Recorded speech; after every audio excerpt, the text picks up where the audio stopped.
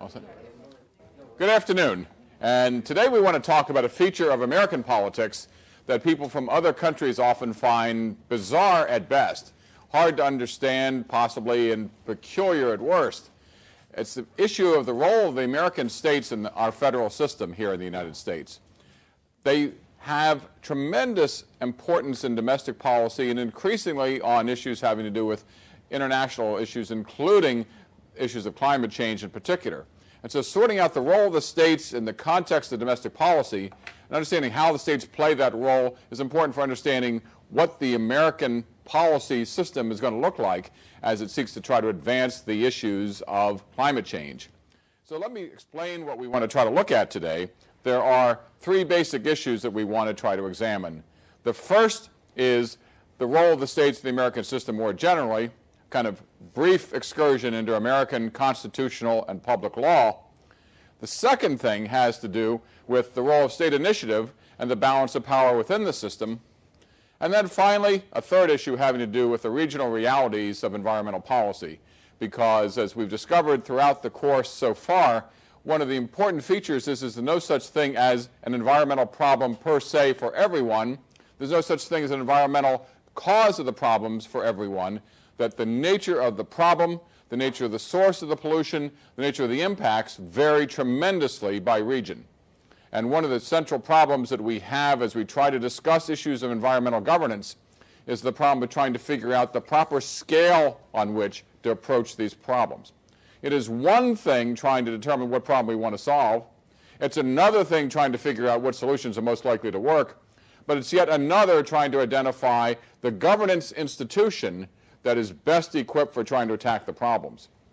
As difficult as it often is to try to get agreement on what the nature of the global warming issue may be, as difficult as it may be for trying to identify the most effective strategy and solution for climate change, it often can be just as difficult for trying to figure out what kind of governance strategy we need effectively to try to get at these problems. So it's that issue of governance, especially as it presents itself here in the United States, that we want to look at here today. First, just a piece of background. A couple of weeks ago, we had talked about the efforts that the Obama administration was making to take a much more aggressive approach on issues of climate change. And in particular, there was this issue that we discussed called the endangerment finding that the Obama administration was in the process of making. The issue was this: according to law in the United States, if our Environmental Protection Agency finds that a particular problem, a particular pollutant creates an endangerment to public health, then EPA is required to act, required to establish a regulation or a provision to try to do something to remove that endangerment. The reason is obvious. If there's something that's a danger to public health and safety, we want effective governmental action to sweep it away. It's always a question, however, what it is that constitutes an endangerment. And in this case, what EPA has done is, as of last week, it started the process formally and officially to make greenhouse gases something that would constitute an endangerment to public health. That process is underway. The regulatory process is proceeding. The Office of Management and Budget is now in the process of reviewing the proposed regulation. Once that goes through the process and all the public comments are in, and once EPA finally makes that final finding of endangerment, then that creates a very different kind of policy situation here in the United States. Because EPA at that point would be required then to issue regulations to do something about the things that were endangering public health, namely greenhouse gases. The very clear piece under the surface is an effort by the administration to try to deal with this legally, legislatively, as opposed to legally in a regulated form. What the administration is trying to do is to create incentives for Congress to act by essentially threatening to act administratively if Congress doesn't. We'll explore later on in the class about what the advantages and disadvantages are of regulatory versus legislative action, but just as a way of trying to re-emphasize and underline the important point that we're talking about today, which is the question at the core of trying to figure out how it is that we do whatever it is that we decide we want to do as we approach issues of climate change. How do we establish the right kind of governance institutions for tackling these problems, and how do we establish and define the right scale of governmental action to be able to make things work?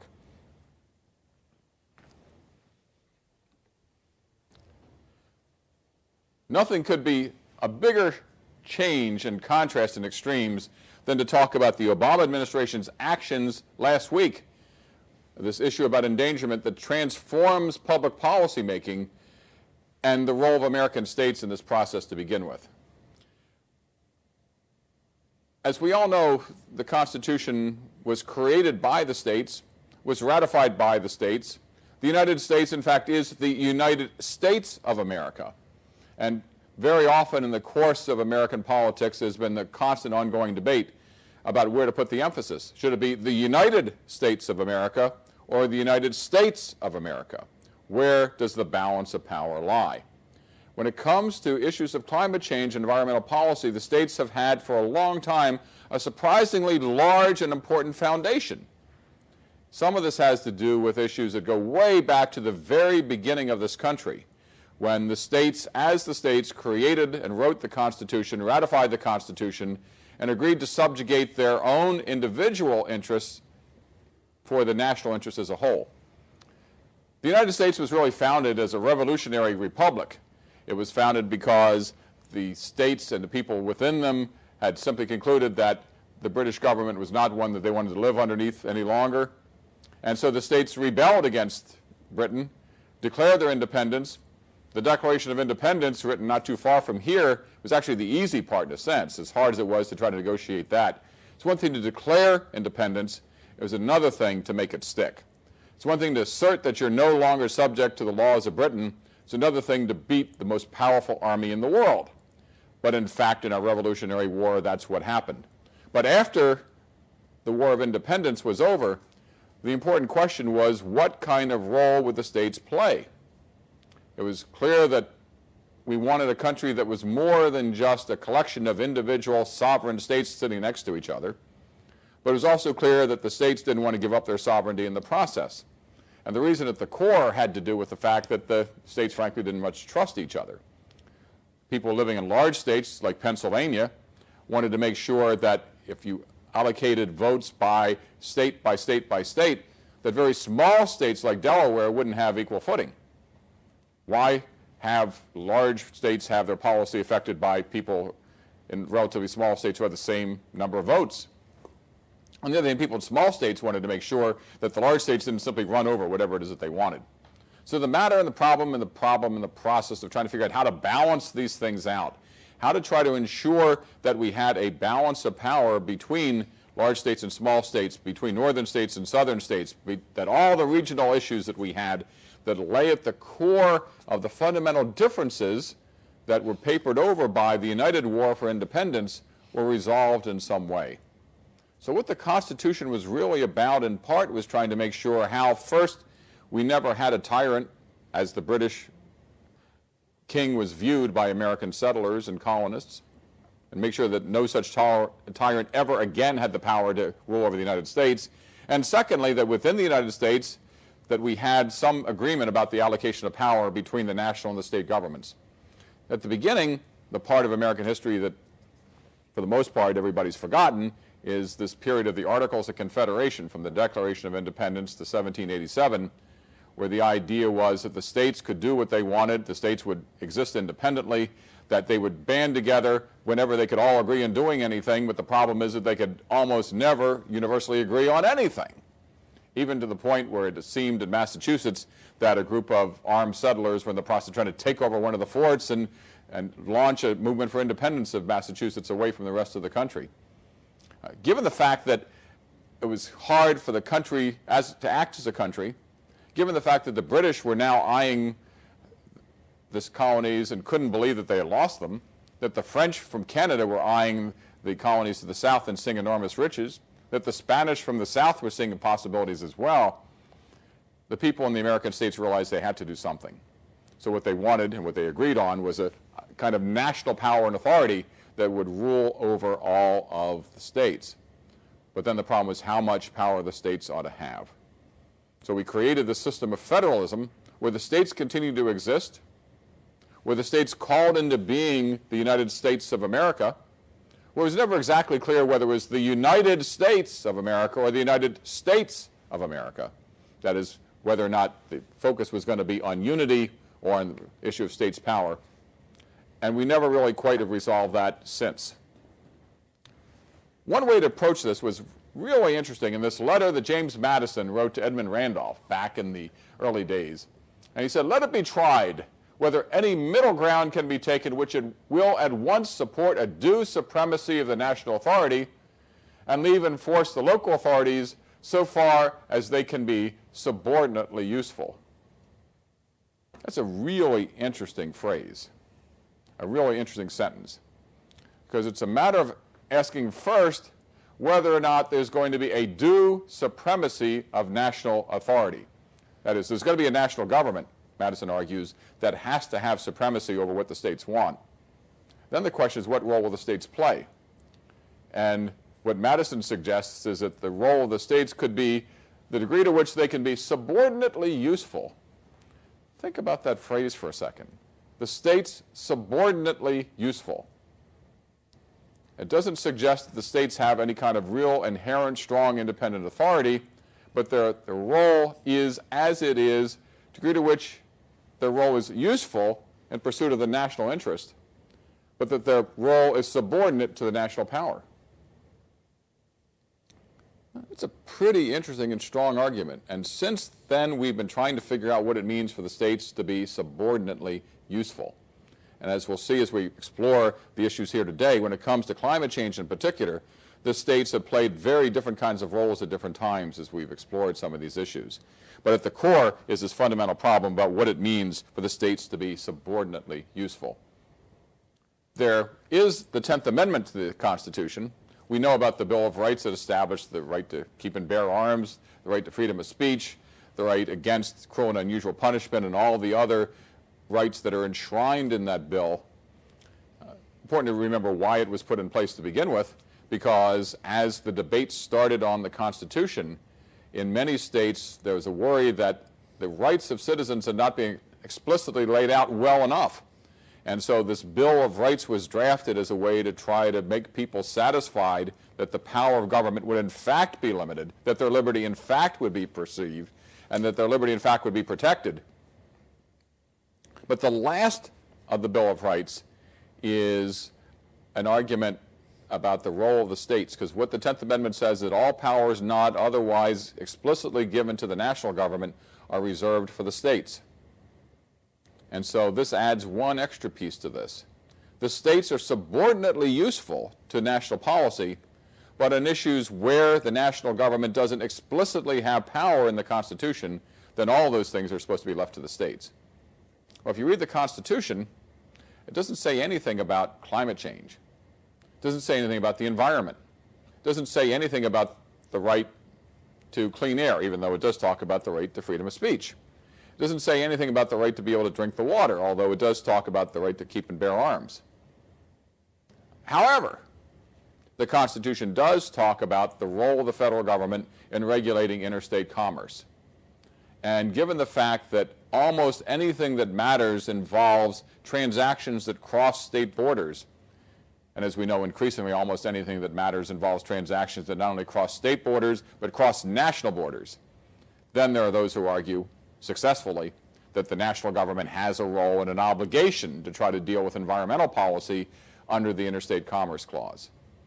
And so the battle since then is, does the federal government really have a substantial and legitimate and legal and constitutional role in legislating on climate change? And the answer, according to some people, is, well, no, because it doesn't say that in the Constitution. Almost everybody else says yes because of the Interstate Commerce Clause. But beyond that is then the question that once the national government gets involved, what is the role of the states in acting in support or otherwise of that policy? The role of the states, in fact, over time has been varied. In some ways, as we'll see shortly, the states have even set their own environmental policy. We've had strange occasions where the states have, and in some cases local governments, have acted to try to embrace, endorse the Kyoto Protocol, even though legally and constitutionally they have no power to act on their own. Under the Constitution, this is explicit, states can't negotiate their own treaties. But there are state governments and local governments that in fact have embraced Kyoto as a way of saying symbolically that Well, even if the national government isn't prepared to act, we are. We want to try to show where we stand on issues of climate change. So state and local governments have acted independently. And some states, especially California, have been very aggressive in efforts to try to get out in front even of national policy on climate change. But beyond that, the states have been often subordinately useful to the national government in implementing federal policy. There are many federal regulations that require a role for the states. The states, in addition, have enacted their own policies. So when it comes to that and permits for clean air and clean water, in a lot of cases, the permits that are created that allow companies to operate, the standards that are required for cleaning up the stuff that goes into rivers and streams, often are done in partnership between the Environmental Protection Agency and the states, which means, interestingly enough, that one of the most interesting institutions that exists within EPA is the EPA regional office, one of which is in Center City, Philadelphia, which has as its job trying to work with, among others, state governments in pursuit of national policy. State governments, local governments are responsible for compliance with national laws and ensuring the compliance of companies within their borders about the standards that they must meet. The permitting process, the inspection process, is a partnership where neither the state nor the local governments nor the federal government has primary responsibility, but where all of them work together. In short, a lot of the administrative arms and legs of American environmental policy works through state government. So an important question then is, what role can and should the states play in ensuring that that happens? In addition to that, as the last point of the slide suggests, there's a lot of contracting that goes on, cleaning up, for example, Superfund toxic waste sites, where private contractors, often in concert with state and local governments, are responsible for cleaning up these toxic waste sites. So if you put all this together, what we have is a system of environmental policy where nobody is exactly in charge of anything. What's the difference between an agency and a department, such as the EPA? Is that somehow independent from Obama? Now, the question is, what is the difference between an agency and a department? And the answer is, in practical terms, not a lot. As long as you have a governmental entity that's charged with the administration of the law, then the administration of the law works the same regardless. What makes the Environmental Protection Agency an agency and the Department of Treasury a department? And the answer is that Congress simply has created Treasury as a department and EPA as an agency. The president in each case appoints the head, so the president appoints the head of EPA, the president appoints the secretary of the Treasury. Both of them require Senate confirmation. In general terms, an important difference is in terms of size. Departments are often thought to be larger entities than agencies, but in fact it has to do with whatever structure is set up. And could we have a Department of Environmental Protection? Yes. What would it take? An act of Congress. What would change? The signs and the letterhead. Nothing else, in fact, would really change. The real question is, what's the relationship between the president and the Congress and the agencies and the people? But in legal terms, the principal difference in this case is largely symbolic.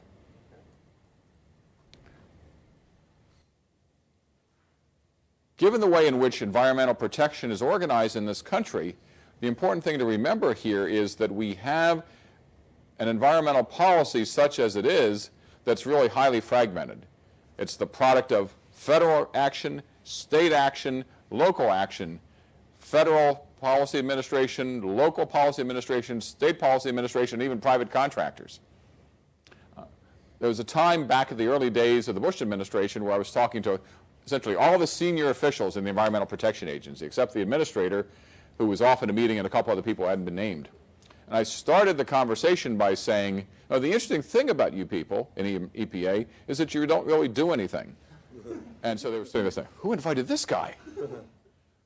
But the fact is, as I said, after I waited for everybody to say, who is this guy, is to make the argument that the important thing is not that they do things, but it's their job to get things done. The way in which federal environmental policy operates works in such a way that EPA itself doesn't itself do most of what has to be done. The real work of environmental protection typically happens through the states, through private contractors, through very complex relationships. And like most other things in American government, the principal regulatory authority and administrative responsibility is shared. So the crucial thing here is that nobody in particular is in charge of everything, and almost everything is shared by almost everybody. So when it comes time to establishing governance institutions to make this policy work, it's a matter of trying to figure out how you establish the appropriate balance of power among the different players. And this is a subtle but a very important point. Not only is it a matter for the states to be subordinately useful, but it's a matter for the national government to realize that it's not really in full control. There can be national policy, but for that national policy to work, it requires cooperation and collaboration with other levels of government and often with the private sector as well. A point that's often missed in this debate about environmental policy is the fact that we have this very confusing and sometimes confused governance relationship where different responsibilities are farmed out to different players. And when it comes time for people from other countries to try to understand us, it can be very difficult for people from other countries to understand why it's so hard for the United States to act. And the answer in part is that the executive branch can negotiate a treaty, but it requires the Senate to approve it. The federal government can enact a law, but implementation of that law typically requires implementation through federal and state and local and nonprofit and private entities as well. So what we have is a situation where governance responsibility is broadly shared, and simply establishing a national policy doesn't necessarily mean that there's a single actor who's in charge of carrying it through. So many people are often puzzled, especially from other countries, about what it is that we've done and why we're so difficult to understand. And the reason has to do a lot with the issues that go way back to the very beginning of this country, as the founders tried to find some way to make peace among the states that found it hard to agree on much of anything at all.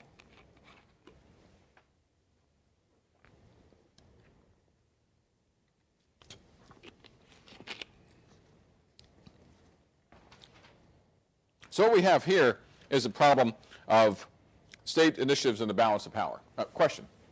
Does that mean that if a cap and trade system were to be passed, that states would have to individually, they wouldn't have to individually ratify that or pass that law? I mean, is there any argument that says something like a cap and trade system is inherently against the Constitution? No. The question is how you would administer cap and trade. And the answer, frankly, at this stage is we don't know, because we haven't figured out exactly how to create it. What role will the states have in a cap and trade system? The problem is that to be able to make a cap and trade system work, you need to have markets that are large enough so that you don't have individual states sneaking out and then creating pollution that creates problems for everyone else. So a cap and trade system on a national level is an argument for national power. Who would administer it? Probably the national government. What role would the states have within it? As I'll show in a minute or two, one of the big issues is that the pollution problems in different states often vary tremendously. And so the role of the states is largely a political one as opposed to an administrative one.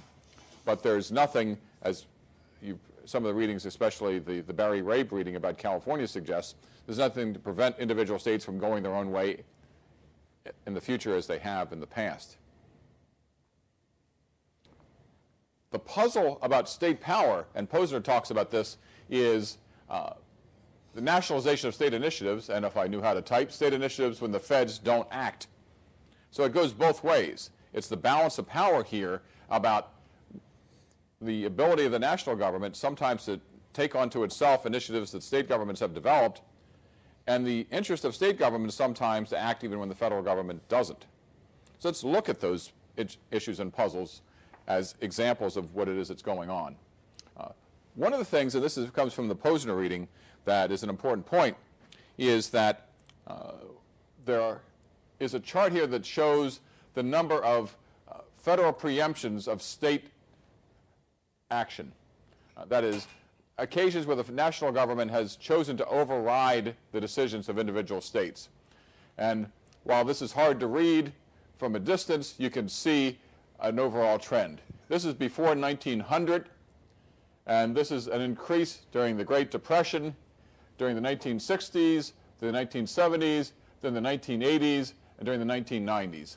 And what we see is a series of periods where the federal government's involvement in domestic policy and its actions to preempt state policy has grown, in part fairly steady with an increase with the Depression, then a big increase with the Great Society of Lyndon Johnson, an even bigger increase through the 1970s and 80s. We think of the 70s and 80s as an era of retrenchment of Richard Nixon, of Ronald Reagan, in an effort to try to draw back the federal government's power. But in fact, what's happened was a substantial effort by both the executive and the legislative branches, by the President and Congress, to insist on certain conditions in exchange for the use of federal money, which then brought more and more rules in more and more areas, with a further increase in the 1990s as well.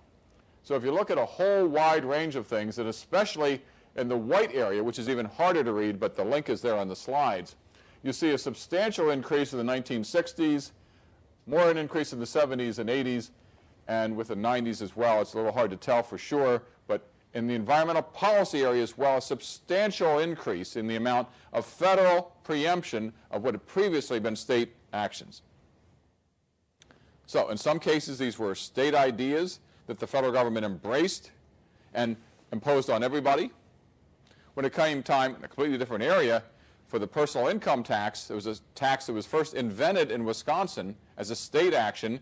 The federal government looked at it, realized that the amount of revenues would go up very quickly as incomes went up, and thought this is a good tax, and then imposed it on everybody so that the rest of the country has the good citizens of the state of Wisconsin to thank for the income tax, and now everybody has to pay. The same happened in many cases in environmental policy, as I'll suggest in a second, but it's happened in a broad array of other areas as well, and it's happened increasingly in the 60s, then the 70s and 80s, and in the 90s, as more issues became national, and as more issues became national, the national government became more involved in things that previously had been left to the states, and where the federal government insisted on interference from one point of view of imposition of national policy from another on what the states previously had done. If you look at the Rabe readings, you see a good example of the counterexample, a good example of what happens when the states take initiative away from the national government. And you see that in the case of California. One of the really interesting things about the Rabe reading is that he makes this argument that if California were a separate country, that it would be one of the most aggressive leaders in climate change policy in the entire world. Its policies, its standards, its implementation, its strategies have in many ways been more aggressive than almost any other country. It would be up there with Denmark and some of the other international leaders in the effort to try to establish climate change policy. It's a kind of unusual thing in the context of American federalism, where given the complaints of so many countries that the United States so often had not been a major player, that when it comes time to looking at the role of individual states, we can see one state playing the role of an international leader. Ironic for sure, and something that could only happen in the context of American federalism. If you look inside your car, especially underneath the hood, there's something called the catalytic converter. And what the catalytic converter does is it catalyzes some exhaust material in ways that takes pollution out of the air. All cars that are sold in the United States now have them. The reason why we have catalytic converters in all cars is that some time ago, California required it for all cars not sold anywhere else except California. If you wanted to sell a car in California, the state said it had to have a catalytic converter. And the reason was to try to reduce the amount of pollution that the cars put out. California is famous for its air pollution. Los Angeles is super famous for being unable to see the mountains and the hills around it. The bowls and the basins that surround so many of the big cities in California have enormous amounts of pollution. And so California decided it was going to act to try to do what it could for its own territory, its own state. So given the fact that the national government hadn't acted fast enough to suit Californians, and given the fact that the technology made it possible, California passed a law that said that all cars sold in the state had to have catalytic converters. Well, car manufacturers then quickly faced a choice. Do we make some cars only for California, or do we simply invest in making sure that we install the catalytic converters for all cars everywhere?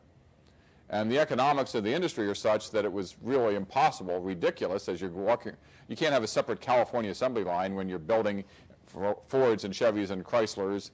And so the auto industry simply decided that the California standard would become, for all practical purposes, the national standard. So California didn't have the right, legally or constitutionally, to impose a policy on people who lived in Kansas or Texas or Pennsylvania.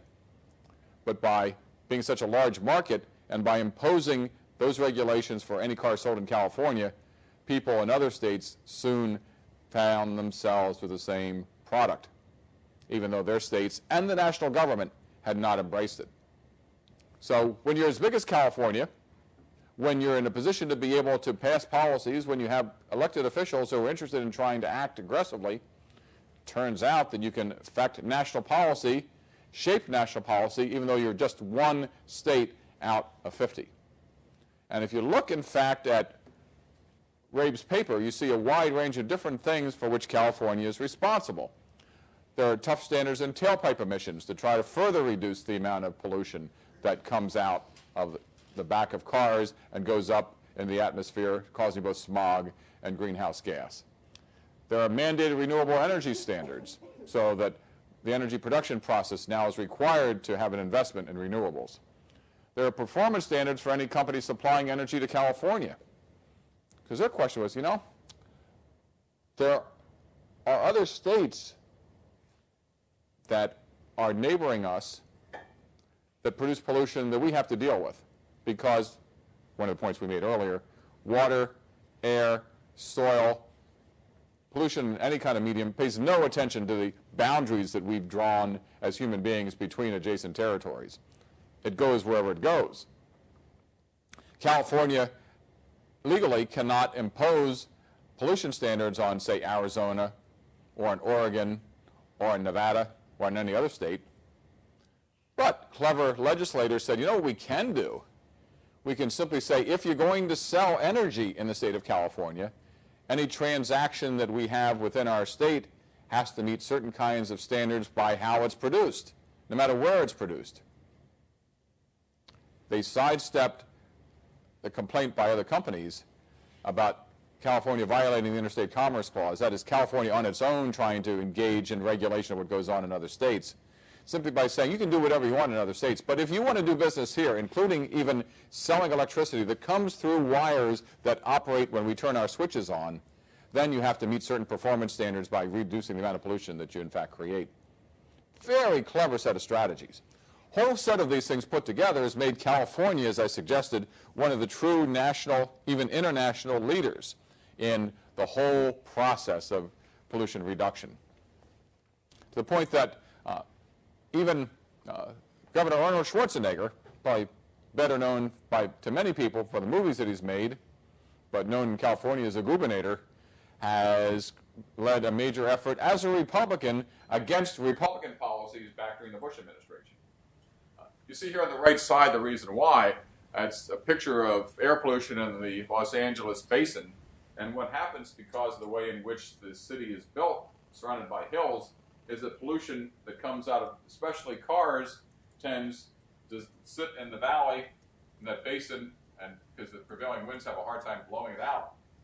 And so you have this enormous amount of pollution that's created, and once it's created, stays there. It's one of the reasons why California has been such an aggressive effort, has been engaged in such an aggressive effort to reduce pollution. One of the things that, in fact, Schwarzenegger wanted to do was to have tougher standards for greenhouse gases that were created within the state. And what Schwarzenegger in California asked was authority from the Environmental Protection Agency to impose under federal law these tough standards. EPA said, no, you can't do it. And so Schwarzenegger said, okay, we're going to sue. That is, EPA, under the Bush administration, refused to allow California to pursue these strategies as aggressively as it wanted to.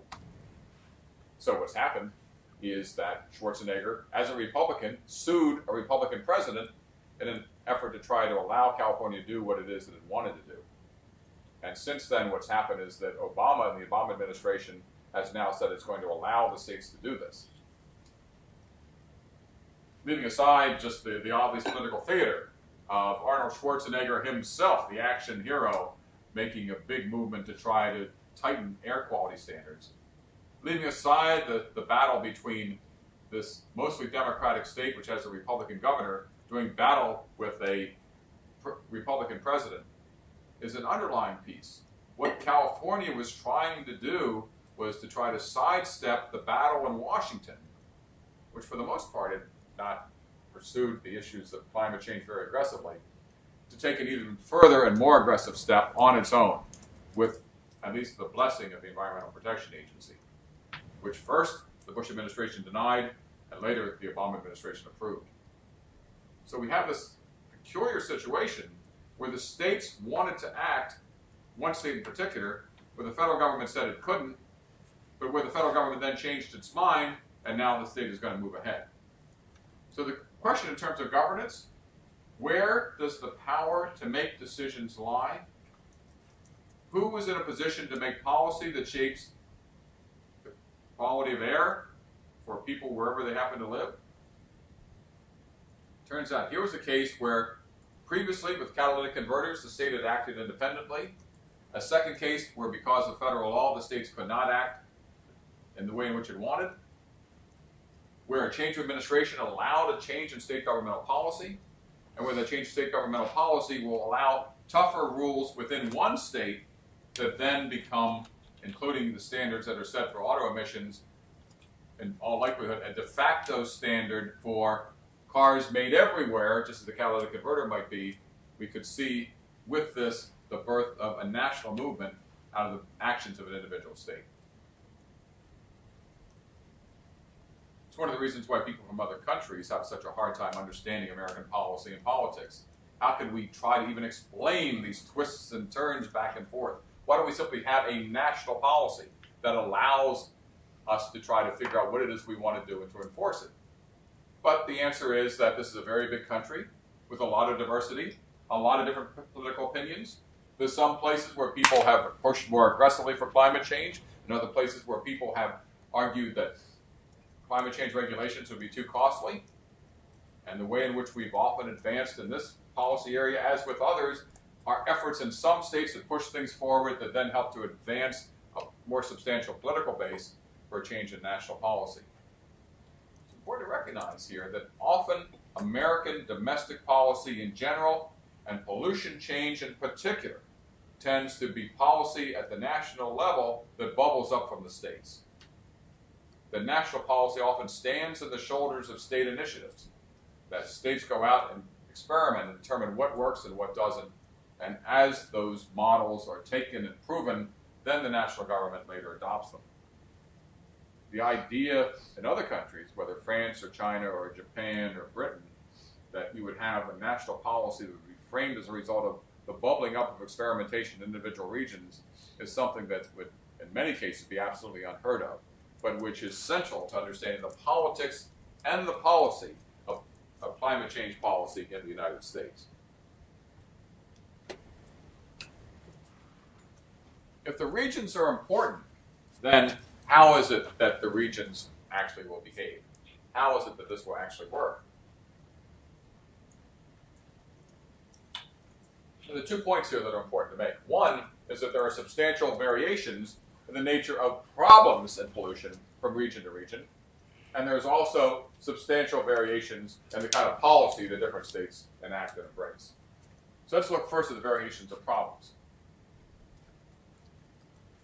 The fundamental problem here, and this is one that often creates a fair amount of impatience in other countries with us here in the United States, is the fact that even though the pollution, especially having to do with greenhouse gases, creates global problems, the causes and the sources of it often are small and regional.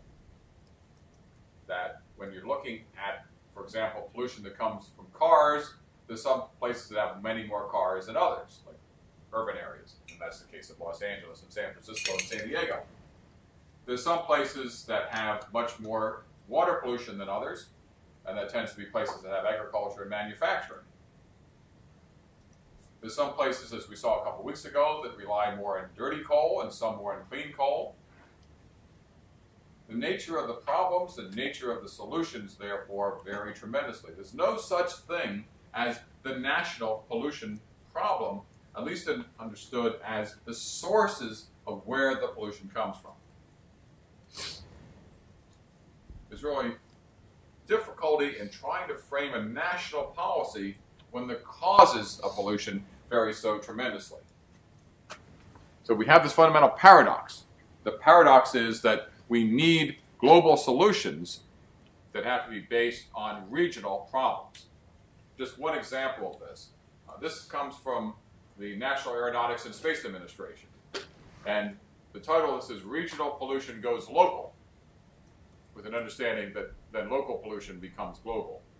And this website, which is on the link in the slide, says that some of the most polluted air in the United States is actually in Houston. And the reason has to do with a lot of cars, a lot of driving, a lot of oil refineries, and some manufacturing, which all put together, along with prevailing winds and the weather conditions, tend to trap pollution that sits down there, and because of that, environmental protection standards are often not met. Here is a photo from 2006 that shows the amount of pollution hanging over the air in Houston. Especially in hot weather, the weather conditions make it hard for the smog to dissipate. And if you look really carefully at this photo, what you see is air that is not only dirty, but a sort of yellowish brown color, not very pleasant at all, caused by the cars all streaming into the city, as well as some of the pollution problems as well. It turns out on top of that, and this is a different kind of thing, pollution often occurs through different kinds of problems and standards and different kinds of sources. Just an example here about the spread of pollution from, in this case, forest fires in a different part of the country. This case up in Montana. There were fires up here that created a plume of smoke and pollution that blew to the middle part of the country, and because of prevailing winds, as NASA found, ultimately ended up over Houston. So that not only does Houston have its own pollution problems that it managed to generate just fine on its own, but it also has to deal with the realities of smoke and particulate pollution that sometimes comes in the middle of summer, in this case August of 2006, from forest fires thousands of miles away that NASA, through its satellites, discover ends up causing pollution in other places as the air blows along. So you say, we want to try to create and solve policies that will deal with our climate change issues. One part of the problem is that there are cars polluting the air in Houston, that you've got to clean up those cars. And it's not necessarily the case that cars driving in Philadelphia are contributing to air pollution problems in Houston. But on the other hand, some part of the pollution problems in Houston in August 2006 were the product of forest fires in Montana thousands of miles away that the people in Houston had no cause and no leverage over whatsoever. And so, in understanding the sources of pollution, it's important to understand as well the fact that we have these problems that exist and have causes in different kinds of ways, some of which are generated locally, some of which come from elsewhere, some of which affect the people who are producing them, some of which affect the people elsewhere, some of which affect only the people where the stuff is produced, and some of which end up affecting everyone. But ultimately, as more and more greenhouse gases are pumped into the atmosphere, we have a situation where ultimately the atmosphere as a whole for everybody is affected. So we have this fundamental dilemma in the American government in particular about the sources of pollution, some of which tend to be local, some of which tend to be not local. We have governance systems, some of which are local and some of which are national, which have to work together to be able to make things happen. And we have a pollution problem which put together creates greenhouse gases that affect people apart in other parts of the world. We have, in short, this fundamental problem of scale and governance. How do we try to figure out how best to solve problems that we agree we have to solve, but which require solutions that have to operate on a local and a regional and a national, and then ultimately, of course, a global basis as well? And how do we create the appropriate governance mechanisms that are effective in trying to solve those problems?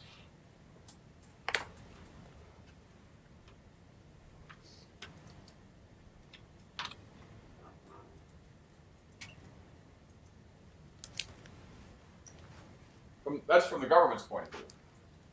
From the industry point of view, the real problem is how do you create your own industrial policy? How do you operate a company when, given the realities and the peculiarities of American policy, that you could have 50 different rules in 50 different states? If you're the Ford Motor Company, you manufacture cars. You want to be able to manufacture cars efficiently. But if you had to deal with a pollution policy that varied in each of the 50 states, the difficulty of trying to figure out how you could possibly make one car that you could sell everywhere gets to be very, very difficult. Companies in general, it's often presumed, like lower pollution standards to higher pollution standards. Obviously, anything that adds to cost creates difficulties of trying to make money. But if there's going to be pollution standards, companies in general would much prefer to have one set of standards instead of 50. That is, they would prefer national action to a series of different state actions. And they would also prefer certainty over uncertainty. So one of the problems with the uncertainty that comes with American policymaking and climate change, as long as climate change policy is based in the states, is it creates the possibility of tremendous variation state by state and uncertainty about where the policy is going to go next. Because if California has one policy, what happens if New York decides, well, you know what, we can do one better than California. We have tougher standards. And if the auto manufacturers continually have to re-engineer based on what it is that individual states might do, it gets to be that much harder to sell cars. The same has to do with everything else that goes in the manufacturing process, which is subject to environmental standards and policies. In addition to that, there are some political reasons why people prefer federal action, because it's a lot easier to organize to fight your important battles in one place than to have to fight the same battle 50 different times in a row. In many cases, the people who have been in favor of climate change action have discovered that it's easier to push the legislation in California with the hope that it'll percolate elsewhere, but a lot of people have been trying to deal with national policy regulation, especially from the corporate side, have in many cases made their last stand in Washington, figuring it's a lot easier to stop things by being able to stop at one place at the gate in Washington than have to fight the battle of 50 different kinds of states. So there's this battle where different players in the system try to figure out where strategically they have the best opportunity to be able to either advance their cause or to stop other people's causes.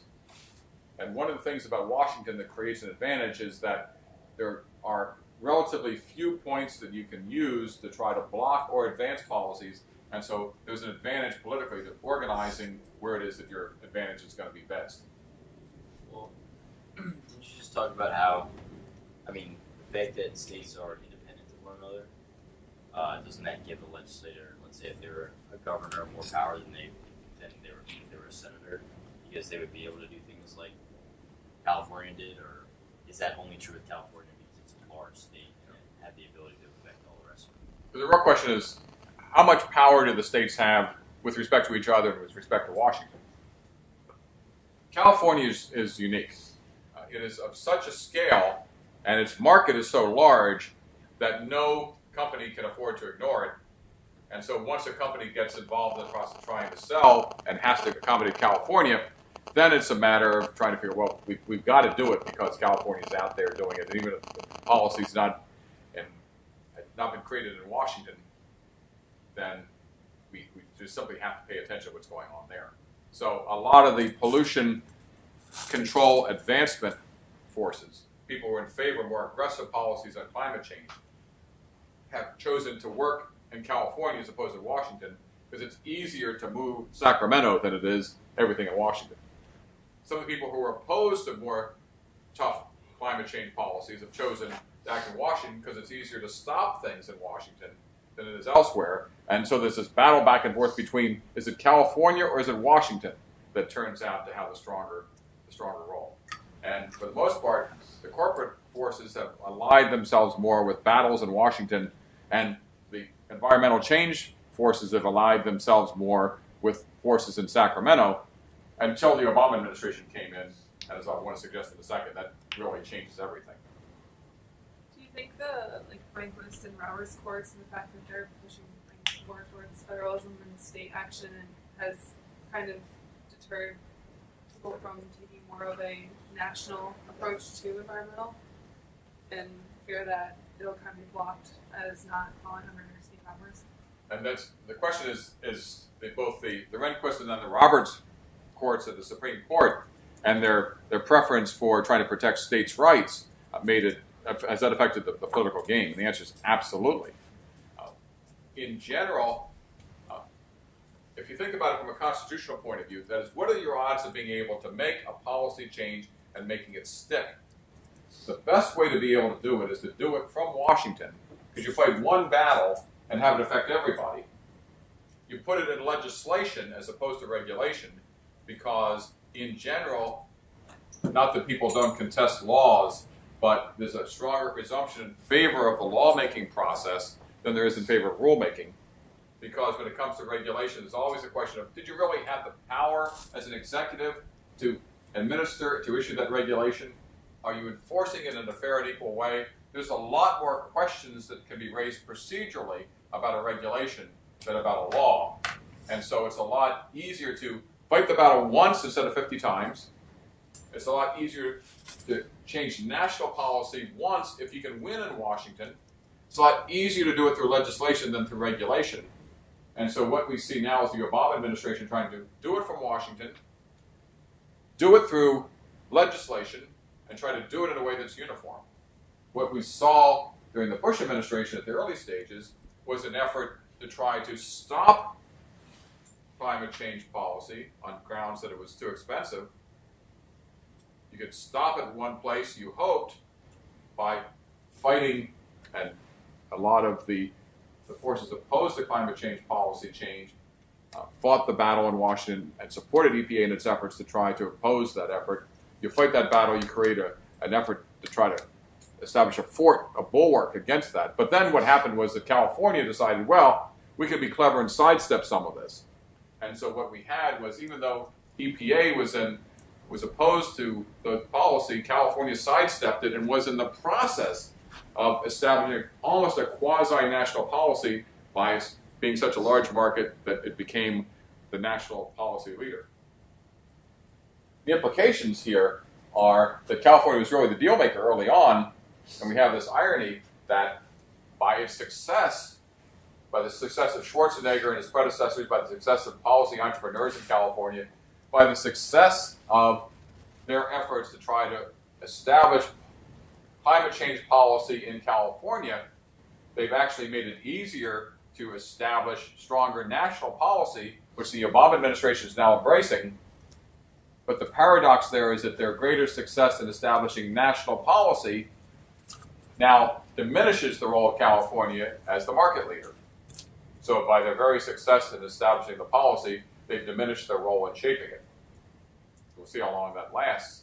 But what that also says is that policy that's based on individual state action tends not to be as strong and as permanent as policy led by a president, reinforced by acts of Congress, and done at the national level, than policies done at the state level that have to be then strategized state by state by state. This paradox, this incredible irony about the way in which American constitutionalism is created, and the fact that the power that exists in the United States tends to be shared broadly among different levels of government, and that in turn creates a series of different strategies and games which then advantages some people at the expense of others. The important piece here is that, just to repeat, if you want to have a policy that applies everywhere, it's easier to fight the battle once. If you want to fight the battle once, it's easiest to fight it in Washington if you can win. If you want to fight it and have it stick in Washington, you'd rather have it through law than through regulation. And if you want to really have it stick, you'd rather have it stick through treaty as opposed to law and regulation. But it can be very hard to get Washington sometimes to move. And if you can't, you can sidestep that process and act in individual states. The problem is that no policy in individual states can be imposed on the rest of the country. But if you're large enough, like California, you can establish policies that, because of the size of your markets, that private companies cannot afford to ignore, and then create the possibility of national change from a regional perspective. But then the irony ultimately is that if you're successful at creating national change from a California perspective, the more the national government embraces it, the less your role in creating that leadership position can be, unless you then leapfrog over to the next round of issues. But that's what we now find ourselves doing. Where is it that power will be resting, and how is it that those changes will in fact emerge? Really gets to the ultimate question that we began with. What's the right scale for governmental action? As we've explored from the very beginning of the class, the issues of climate change fundamentally have to do with problems of trying to have governmental action to try to deal with problems that exist out of private markets. That pollution is one of those things that typically and traditionally requires governmental action to be effective, because the private markets have such a hard time encompassing pollution and internalizing the costs and the benefits. That's the argument for governmental intervention. The problem, however, is once you make the argument for governmental intervention, the problem is trying to figure out how the government ought to intervene. How do you establish the right kind of governance mechanism for establishing effective efforts and strategies? Beyond the questions of scale is first the particular puzzle that we have in the United States that comes from the complexity of American federalism. And then the issue that we're going to be turning to for the rest of the course, which is how, at a scale above the national government, do we try to deal with problems of regions that are multiple countries, problems that get to global issues of governance and strategy. So the fundamental problem, once we establish that, yes, climate change is real, and yes, we have strategies that we think will help to try to address it, how do we embrace a governance policy that will get that job done, given the fact that we have a fundamental mismatch between the nature of the problem, the nature of the strategies for solution, and the nature of the governmental institutions we have that are capable of acting. So in many ways, apart from the science and apart from the technology, we have this fundamental problem of environmental governance, which has to do with the problem of trying to devise effective governmental action whose scale is appropriate and that matches the nature of the problems we're trying to solve. That's the puzzle we're going to be turning to in subsequent weeks as we try to sort out the big questions about, as we move toward Copenhagen, how to establish the appropriate governance mechanisms to embrace the policy solutions that we discuss and